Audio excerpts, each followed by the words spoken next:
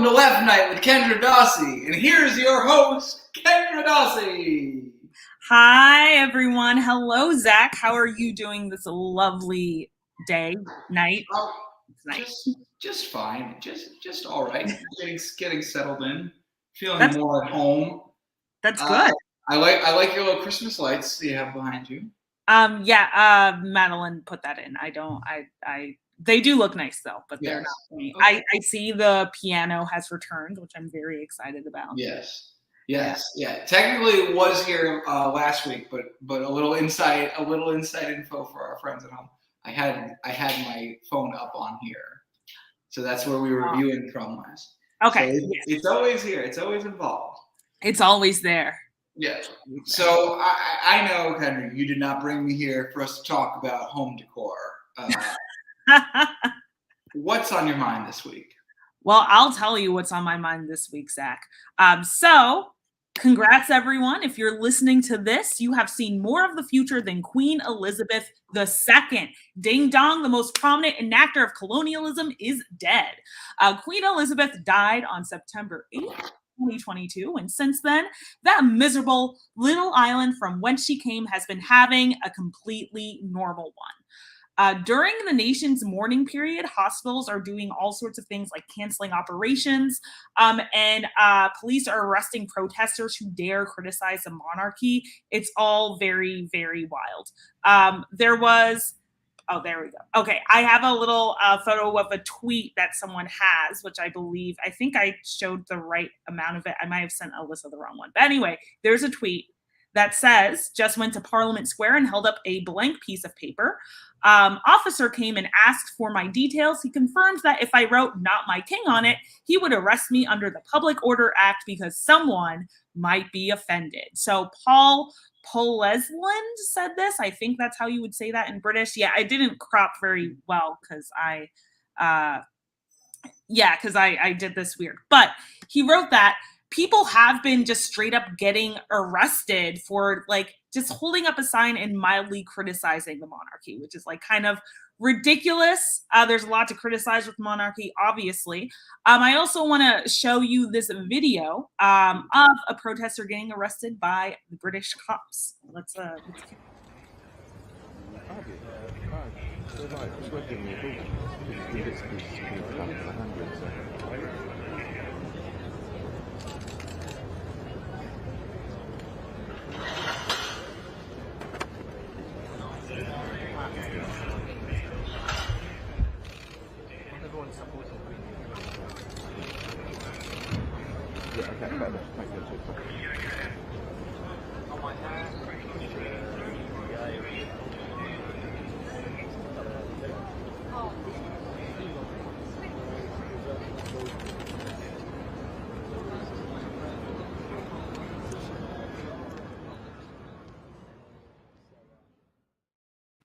All right, so obviously I want to acknowledge the racial discrepancies. They probably would not have been that polite if that person weren't white. And there is a few protests going on about the death of someone unarmed in Britain right now. But goddamn, if not, that is not the most stereotypically arrest I have ever seen. Literally, police just being like, "Hey, could you go over there?" And they're like, "I'll go this way." And they're like, "Okay." But yeah, people are getting arrested. Obviously, this doesn't seem to be doing well for free speech. Prince Charles, he has all the money in the world. He shouldn't be very upset. There's a lot of weird, interesting kind of like ceremonies or like, things that are done when the queen dies in Britain. Of course, we'll get to the ones which completely don't make sense. But one that I found fascinating is that there are bees on the royal, I guess, like grounds. And there's a tradition for the beekeeper to tell the bees that the queen has died and then wrap the beehives in a little black ribbon, as if the bees fucking care that Queen Elizabeth is gone. Like literally, they're like, "Oh, sorry, bees, your mistress has gone, but you have a new master now." That is almost verbatim what they say to the bees. They use the term master, and the bees I don't know why they do that. I don't know why. I mean, I know it's like a tradition, but why is that tradition still here? Anyway, most importantly, perhaps most like tragically, is that the Queen's funeral, which is September 19th, has been declared as a bank holiday. And because of this, because it has been declared a bank holiday, thousands of people, according to Reuters, face canceled doctor appointments. There have been thousands of procedures that have been canceled. There are closed food banks. And it's literally all of this has happened. People's lives are being disrupted because of a lifelong fancy inbreeding experiment that people have idealized in the world, right? The Queen has died, and everyone needs to stop everything in their life. One bizarre but famous example of people in mourning for the Queen is there was a condom machine at some store, and they were like, "Oh yeah, we're not going to sell condoms anymore because the Queen died." So the British were like, "Hey, if you shag your GF, you're gonna get her pregnant because of the Queen, bruv." But I want to say, there have been there have been a lot of discussion about the Queen, obviously here in the U.S. We don't really get it because there's nothing to get. It's fucking weird. And it's really upsetting that all of the ceremonies around the Queen, which are very expensive around the royal family, and then Prince Charles being a huge landlord who's never worked a day in his life. There's so much going on, and all of it is so expensive, and it's a twist of the knife for working class people in Britain who are already suffering from inflation, exorbitant energy prices, and Liz Truss. So there's so much going on. We want to give solidarity to all colonized people in the world. I do not really care that the Queen has died. She did not seem like she helped most people, to be quite honest, and Team Diana, as Lloyd says in the chat. We will be back after this brief commercial break. Persecuted by the English. Wait, what did that? Executed by the English? Persecuted by the English. I mean, wow. Yes, I believe that was from Glow. Yes, Alyssa, yeah. I love that you chose that commercial weeks in advance. People are getting persecuted by the English. Yes. I mean, that's kind of evergreen, though. People are always persecuted by the English, to be quite. Yes, R.I.P. Glow. Yeah, I think it's funny that that's just like an extremely American character. Yes. Talking about being persecuted because nobody was persecuted by the English more than America. Other than maybe, Ireland and India and Pakistan and Kenya and South Africa and the First Nations of Canada and Native Americans, Palestinians, China, Hong Kong, but other than those Iran, obviously, but other than those, I think we've gotten all Greece. But other than those, I think we've gotten all of the people if you ignored all those, the Americans were the most persecuted. Sri Lanka? Did you say Sri Lankans? Oh, Sri Lanka, yes, Sri Lanka, yeah. But yes, and yeah, without that couple of Wait, Egypt was a British colony, right? Egypt, yes. Okay, yes. Also Egypt, but now we've gotten to. But besides those, most of the world countries, we're the most persecuted. Okay, of course, you're so right. Yes. Anyway, so all right. So yeah, things are happening other than the Queen being dead. Things are happening. Could you tell us a little bit about what's happening this week? Yes, let's talk about things that are happening this week. Oh, yeah. While I'm coming up with things that are happening, if you have anything that happened this week that you're like, hey, they got to talk about this, please put it in the chat. Please give us some stuff that we need to talk about this week. So we have I lost my document. What did we Oh, talk about yesterday? There's things to talk about. Oh, there's the railroad workers potentially going right. Friday. Big thing. That is rail strike is the biggest thing I would, or like most biggest, leftist thing I would say. So railroad workers are threatening to go on strike to advocate for having literally time off because like being on a train and away from your family is hard. Apparently work at oh sorry, go ahead.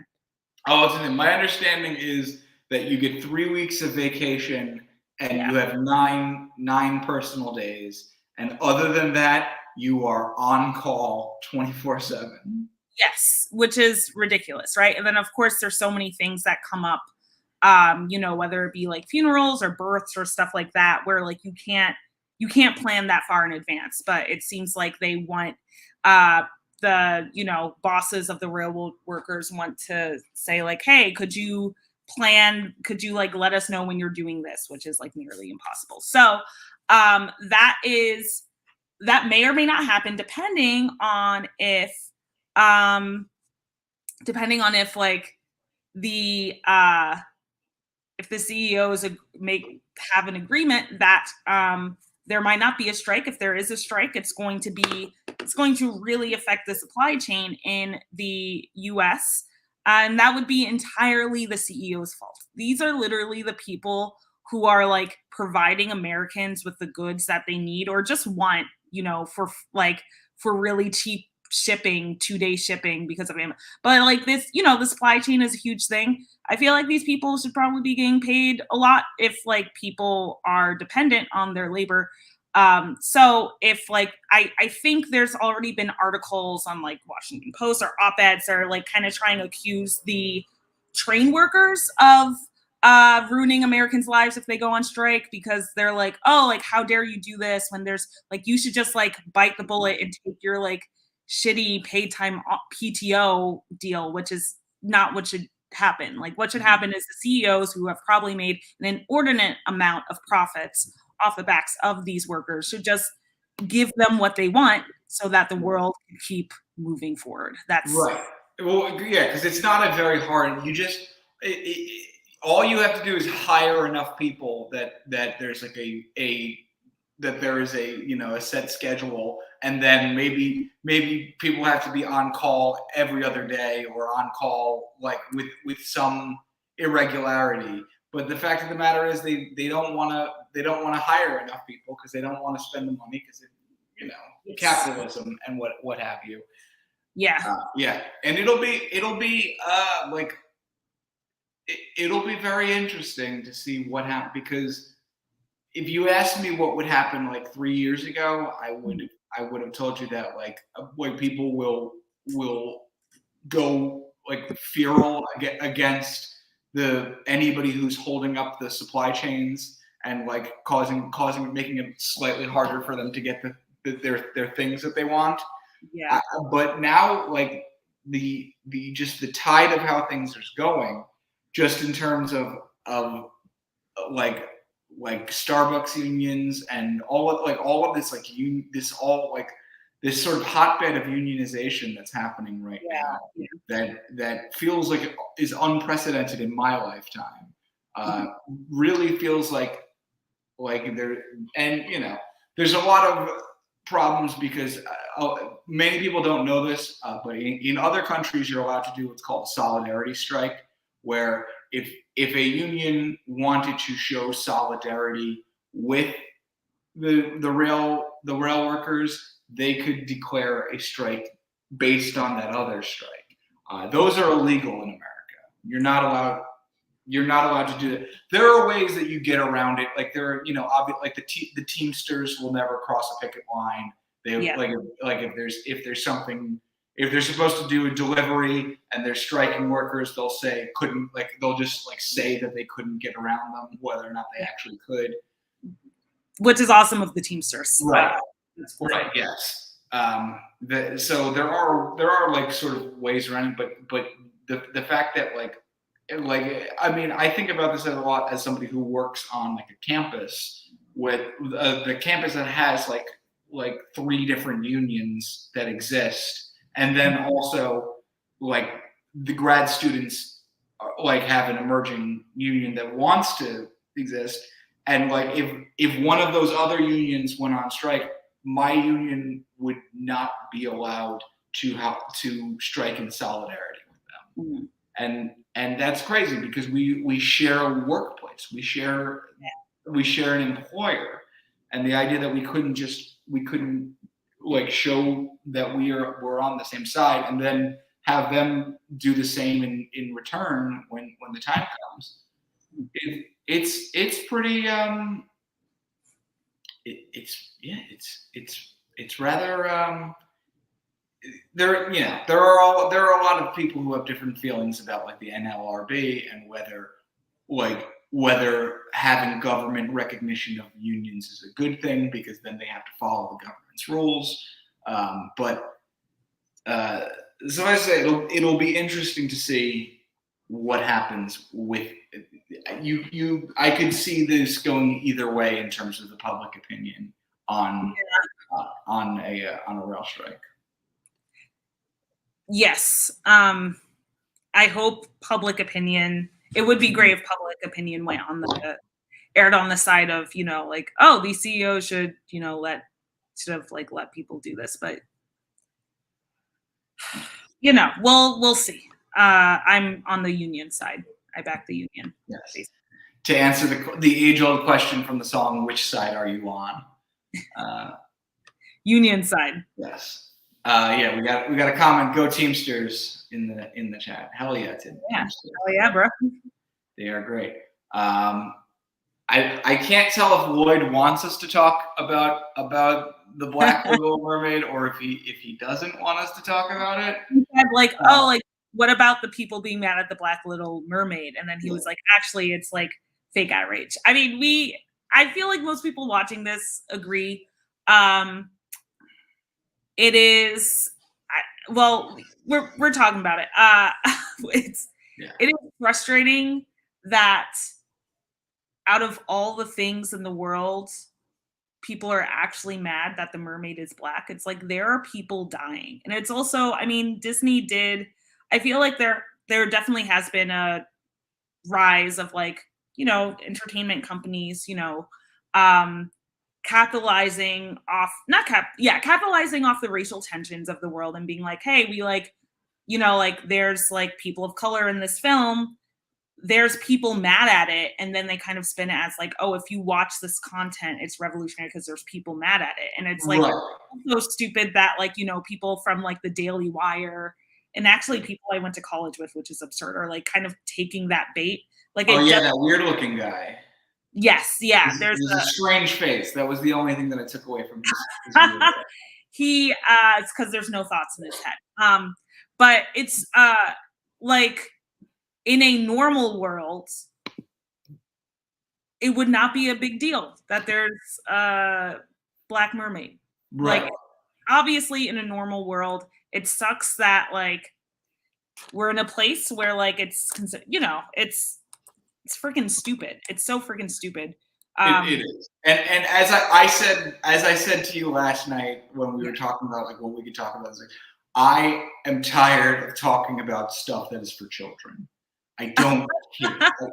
I am not a child. If you are an adult with no children who has any opinion about the Disney Little Mermaid, especially if you are a childless adult who is upset that there's a Black Little Mermaid, you should go to jail. You or therapy. There is no reason to care about this. Be an adult. Watch something that is appropriate for a grown adult to. The reason your brain is mush is because you're 35 and you're getting hyped for another damn Disney movie. Just do anything to expand your thought process, and we won't have to talk about children's stuff all the time. Yeah. It's it's become such a weird. I mean, when I say like virtue signaling, I don't always mean in an awful way, because it's like, yeah, you should signal that you're not racist, but it's awful that this is the way that it has to be done. Right. Where it's like talking about this. Virtue signaling through commodities is very exactly like and consumption patterns. There are like when people say like there's no ethical consumption, like this is like the most clear example of that, where your consumption patterns, unless they somehow threaten systems of power, which if they're from easy answer, if they're being made by Disney, they are not threatening any sort of power. So it's like it's very and Melissa getting us prison abolition except for Disney adults. It's so right. Yes, so right. And yeah, it's just very stupid. It's so sad. All of it's sad. Like good on I forgot which Bailey sister it is. It's Halle. It's Halle Bailey because everyone thinks Halle Berry is. Oh, okay. Yes. Okay. So I'm glad that like Halle Berry is getting the bag. She's making money. Mm-hmm. I don't think I'm gonna watch it, not because I like hate her, just because I don't like Disney, but like other beyond her like making money, I don't wanna think about it, but the world has forced me to, because they keep being like, hey, what do you think of the Black Little Mermaid? A normal person would be like, whatever, but it's become a weird culture war thing, and then people are like trying to signal that they're not woke by being like, I hate this black half fish lady. It's like, fuck up. Like what? Right. It's very it's woke for the mermaid to be black, I guess. It's like it's a mermaid. It's not woke for the mermaid to be anything. It's a mermaid. Real thing. Yes. It is a fictional creature based off of a extremely sanitized version of a fairy tale, where I think the original she like dies or something. Yes, in the original she dies, and the original is is believed to be an allegory of Hans Christian Andersen being in love with his best friend, but knowing that he would never be loved back by him. See, I want a movie about that. That's what I want. Yes. I want gay men. Yeah, if you really want to have it like true the original, there should be all sorts of like gay undertones in it. But, But so we're running close to out of time here. Hey, did you do anything special for 9/11? I have a group chat, and a few people were joking that they were like gonna eat pussy for 9/11, and I was not. I was not able to do it actually on 9/11. I did it like midnight 9/12, but I wanted to eat pussy for 9/11. Okay. If you don't do it, terrorists win. You know. Never forget and such and such things. Yeah. Yeah. Yeah. Did you do anything for 9/11? I don't think so. I went to Costco. Oh, and I went to the Greek festival, the Brookline Greek Festival. Nice. I ate a big old gyro, and it was very good. Yeah. And I'll tell you what, I will never forget that gyro. I like how you say gyro because you're from Jersey and not New York. If you were from New York, you just say gyro. You'd be like, I don't care about the way the Greeks say it. It's gyro. Yes, I try to be. It's not a New Jersey, New York thing. I say gyro because I'm insufferable. Aw. Yes.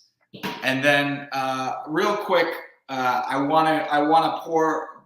What's the opposite of pouring one out for somebody? Like pouring. Drinking something? Yeah. Yes. I would like to drink, not spill a single drop, in memory of a dead. Somehow he may get lost because obviously a bigger dead bozo in the Queen, but dead bozo Ken Starr this week. Oh yes, he died too. Yes, Thank we got God. a real just running down Ken Starr. We got lead prosecution for the Republicans in the Whitewater Clinton scandal. Became the lead attorney for the people who were putting together Proposition 8 in California in 2008 to repeal gay marriage. Mm-hmm. He was a he helped. He was Jeffrey Epstein's lawyer who helped get him a sweetheart deal in 2009, I believe, that kept him from ever having to go to prison. He became the head of the college bailer and hid a huge sexual assault scandal in Baylor athletics in the time he was there and resigned in disgrace. And then became part of the Trump impeachment legal team. Just few people get to have that sort of murderer's row of just being a horrific, evil person the way Ken Starr did. So just not spilling a drop for Ken Starr. You will not be missed. The only drops I will spill are my urine on his grave. Yes, that's what we will. So yes, you Ken Starr, you're no star to me. Yep. You will not be missed. We wish you nothing but the worst. And I hope your family says bad things about you. I hope they say it to the news so everyone knows not to like you. Yeah. So that's it. Anything else from you? No, that is it. But thank you everyone for watching. Stick around for more programming. We have honorable mentions from Rachel Jane Andelman, and see you next week.